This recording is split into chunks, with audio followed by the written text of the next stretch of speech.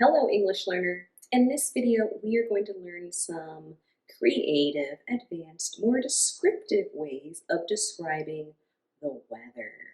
If this is something that interests you, make sure to keep watching. First, we are going to learn some terms to describe rainy weather. What's the term that we can use to describe a lot of rain? That term is heavy rain. So think about in South Asia, they have a monsoon season. And in this monsoon season, there's lots of heavy rain. Another term we can use to describe a heavy rain or a lot of rain is a downpour of rain, or simply a downpour. Here in the summertime, we experience lots of downpours of rain. What if the rain level is more than a lot? What if it's a very heavy rain? If it's a very heavy rain, you might hear the weather forecast, or you might open your phone and check the weather and it could say torrential rain. Torrential rain is a step up from heavy rain. So torrential rain might accompany a hurricane, for instance. Another term that we use to describe rain is a rain shower, or simply a shower. Yes, like the shower that you take to get yourself clean, we can also use this term to describe rain. And these types of showers can be light or they can be heavy. If it's raining a lot, or if it's a downpour, you go outside, you might not have an umbrella, and you get soaked or drenched. These two words mean that your clothes are wet and they might be sticking to your body. You are drenched. So how do we describe light rain or just a little bit of rain? Well, we could say it's just drizzling, drizzling, or it's just sprinkling. Even need an umbrella, maybe just a light jacket. Drizzling and sprinkling.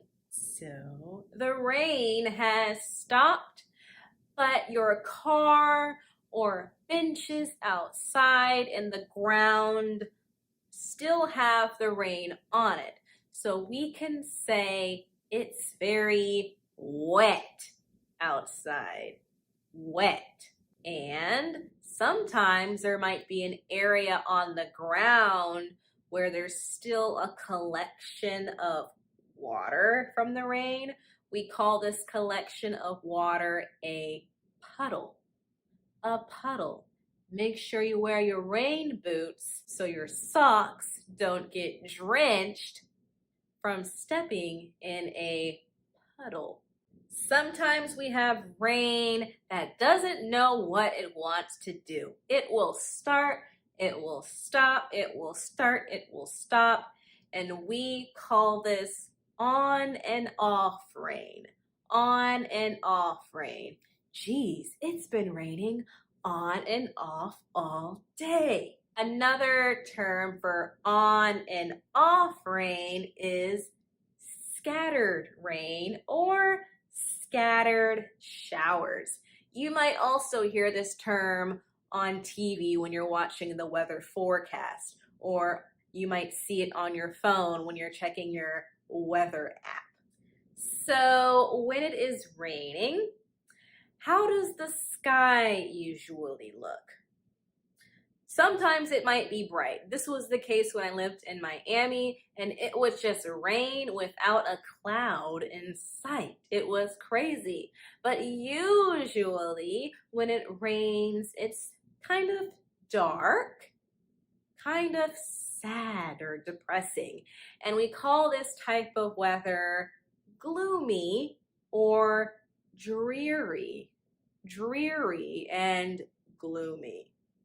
Even though we are on vacation, We don't want to go out to the beach on such a gloomy day. Gloomy. How would we describe weather that is very hot? Well, one way is to say it is sweltering hot. Sweltering hot. If it is sweltering hot outside, you do not want to be outside. It is just uncomfortably hot. My sister, who lives in Arizona, says during the summer it is sweltering hot. It might be 110 degrees outside. Ugh.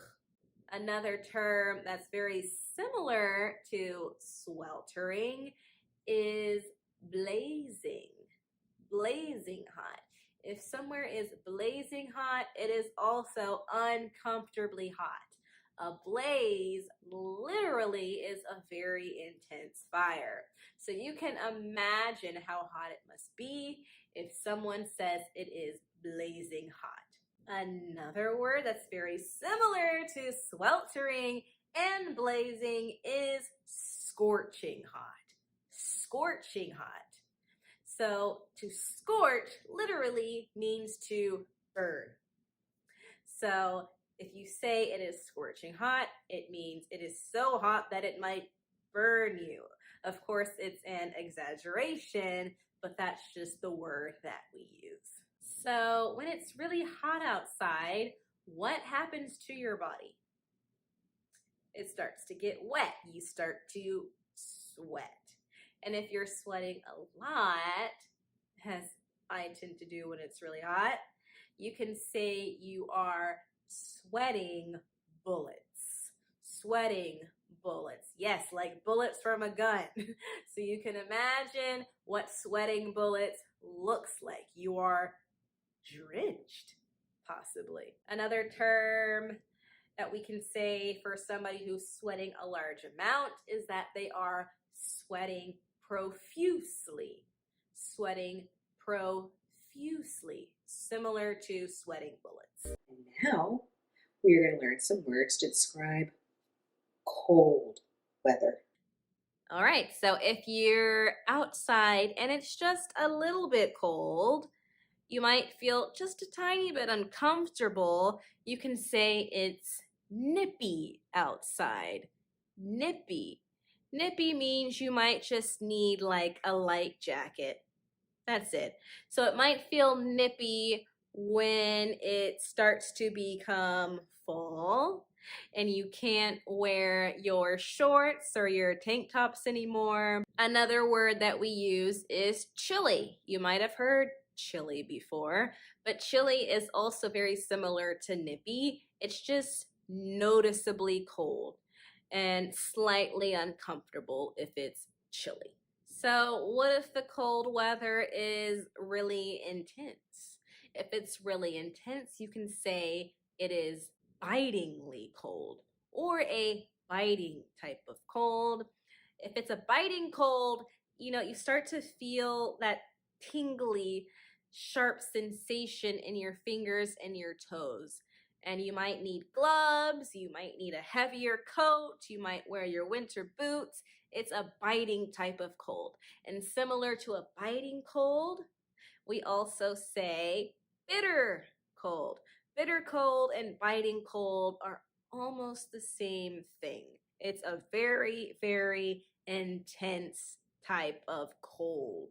I experienced a biting type of cold when I chose to go to St. Petersburg, Russia in the dead of winter. And when I say the dead of winter, I mean the coldest part of the winter. And I do not know why I decided to go at that time. And even though the city was just beautiful, it was a bitter cold, about minus 20 degrees Fahrenheit, guys.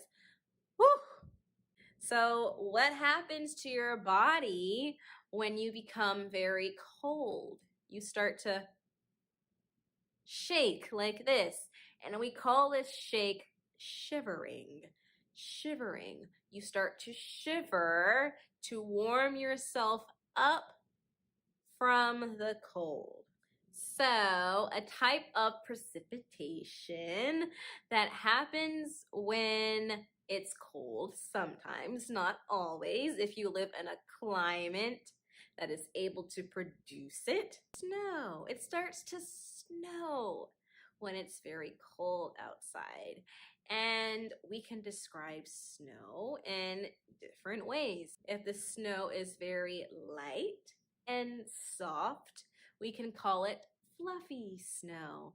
Fluffy snow, we can manipulate, we can make it into balls. And when we have freshly fallen snow and no animals or no people have walked on it or no cars have rolled over it, we call this undisturbed snow. And I personally love the look of undisturbed snow. It is so pure and pristine and just awe-inspiring.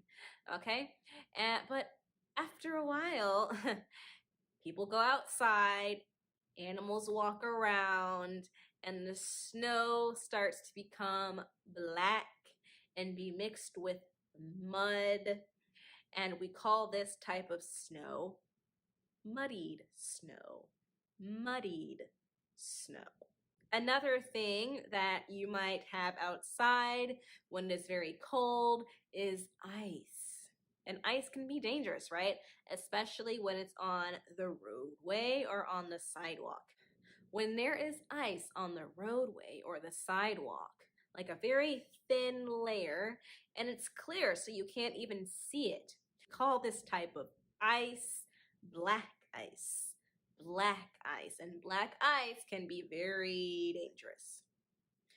So now what about that type of ice that you see maybe hanging from a tree or possibly hanging from the roof of your house and it looks quite spiky? We call that type of ice icicles. Icicles. Next, we will learn a couple words to describe humid weather. When there is a lot of moisture in the air, we call that type of weather humid. It could be humid in both hot or cold weather. But when it's humid in hot weather, we call this type of weather muggy. And muggy weather, I do not like at all because, like I told you, I tend to sweat and my clothes stick to me. Lastly, we're going to look at some terms we use to describe sunny weather. If the sun is very high in the sky and prominent, we can say that the sun is beaming down. Lights beam in general, but when we talk about beaming for the sun, we mean that the sun is very powerful. Wow, the sun is just beaming today. Beaming. Another word we use when there aren't too many clouds in the sky and the sun is also out is that the sky is clear or it's a clear day. And another adjective we can use to describe sunny weather is sunshiny. Sunshiny. And that is the end of today's lesson on different weather vocabulary words. I hope it was useful.